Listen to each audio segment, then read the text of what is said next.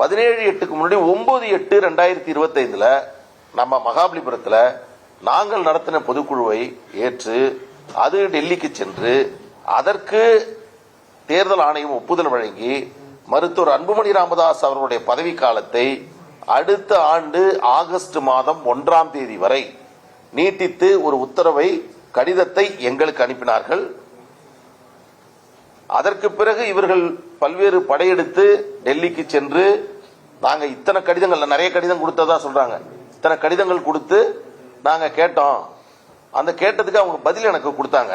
அந்த பதில்ல நீங்க இதற்கு முன்பாகவே மருத்துவர் அன்புமணி ராமதாஸ் அவர்கள் தான் தலைவராக இருப்பதற்கான சான்றுகள் பதிவுகள் எங்களிடம் உள்ளது, வேறு பதிவுகள் எங்களிடம் இல்லை.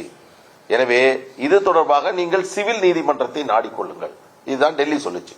என்ன பண்ணாங்க? இங்க மகாபலிபுரத்தில் நடைபெற 9/8/2007 நடக்கிற அந்த கூட்டத்தை பொதுக்குழு கூட்டக்கூடாதுன்னு தான் சென்னை உயர்நீதிமன்றத்தில் ஒரு ரிட்டு போட்டாங்க. அது 8/8 வந்துச்சு, முதல் நாள் வந்துச்சு. ஆனந்த பகடேஷ் நீதிபதி அவர்கள் தான் தீர்ப்பு வழங்கினாங்க. அந்த பொதுக்குழுக்கு தடை விதிக்க முடியாது அப்படின்னு சொல்லிட்டாங்க. சிவில் நீதிமன்றத்தில் உங்கள் பிரச்சனையை தீர்த்துங்கன்னு இந்த கோர்ட்டு சொல்லிடுச்சு.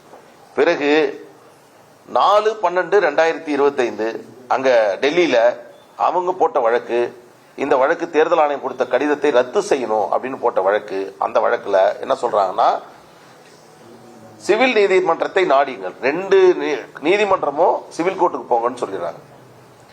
தேர்தல் ஆணையம் அடுத்த ஆண்டு வரை அங்கீகாரத்தை கொடுத்துருச்சு. இதுவரையில் இவங்க சொன்னது, இப்பதான் நான் உங்களுக்கு செய்தி சொல்ல வரேன், இதுவரையில் கட்சியினுடைய நிறுவனராக இருந்த மருத்துவர் ஐயா அவர்கள் தலைவராக 29/8/2025 தொடர்கிறார். ஏன்னா 2022 3 வருஷம் முடிஞ்சோடனே ஆட்டோமேட்டிக்கா வந்துருவாரு அப்படின்னு சொல்லிட்டு இருந்தாங்க. ஆனால் இன்றைக்கு தான் முதலாக அவர் தலைவராக தேர்ந்தெடுக்கப்பட்டதாக அறிவிக்கிறாங்க. இதுல ஒரே ஒரு பேராகிராஃப் மட்டும் நான் உங்களுக்கு படிச்சு காட்டிடுறேன், உங்களுக்கு புரிஞ்சிடும். அபத்தம், கேலி கூத்து, காமெடி எல்லாவற்றுக்கும் இவங்க சிறந்த உதாரணமாக இவங்க இருந்துட்டு இருக்காங்க. நான் ஊடக நண்பர்களை பார்த்து நான் எல்லாத்தையும் சொல்றேன். நீங்க நான் தப்பு பண்றேன், நாங்க கொடுக்குற பிரஸ் மீட்ல நாங்க இந்த தவறு இருக்கு, இந்த பிழை இருக்கு, நீங்க எங்களுக்கு கேள்வி கேளுங்க, நாங்க பதில் சொல்றோம். அவங்க நீங்க நடத்திட்டு இதுதான் பொதுக்குழு, இதுதான் செயற்குழு என்று அவர்கள் சொல்றது, அது ஊடகங்கள் வர்றது, அதற்கு நாங்க திரும்பி அதுக்கு பதில் சொல்றது, இது எங்க போய் முடிய போகுதுன்னு தெரியல. இதுல பாத்தீங்கன்னா ஒரே ஒரு இடத்துல சொல்றேன், அவர்கள் கூற்றுப்படுவே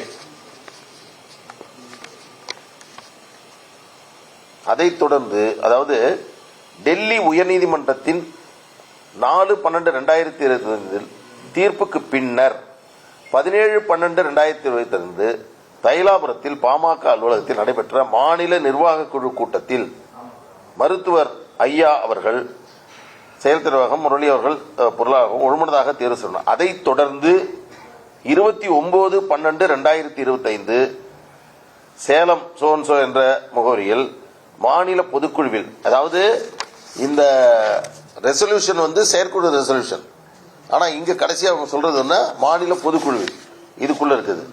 அதைத் தொடர்ந்து மாநில குழு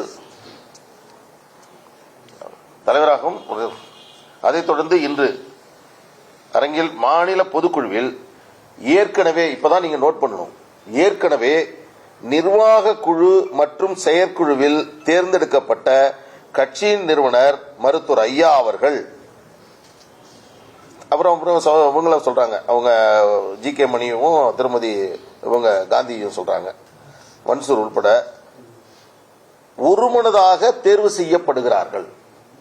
அவங்க கூற்றுப்படி, அவங்க சொல்ற இந்த தீர்மானத்தின்படி, இது ஒரு குப்பத்தட்டில் போட வேண்டியதுதான், அதுல ஒன்றும் மாற்று கருத்து இல்லை. ஆனால் அதே வேளையில இவங்க கூற்றுப்படி இன்னைக்கு முன்னாடி வரைக்கும் செயற்குழுலையும் தலைமை நிர்வாக குழுல மட்டும்தான் அவர் தலைவராக தேர்ந்தெடுக்கப்பட்டிருக்கிறதாவும், அதாவது தேர்தலுக்கு அதுக்கு பிறகு டெல்லி தீர்ப்புக்கு பிறகு இன்னைக்கு முதல் முறையா வைக்கிறதாவும் சொல்றாங்க. நான் கேட்கிறேன், ஒரு கட்சியின் தலைவராக புதிதாக ஒருவர் தேர்ந்தெடுக்க வேண்டும் என்றால் அதற்கு முன்பு இருக்கக்கூடிய பாமக அன்புமணி தரப்பு வழக்கறிஞர் பாலு செய்தியாளர்களை சந்தித்தார். தொடர்பான விவரங்களை பின்வரும் செய்திகளில் விரிவாக பார்க்கலாம்.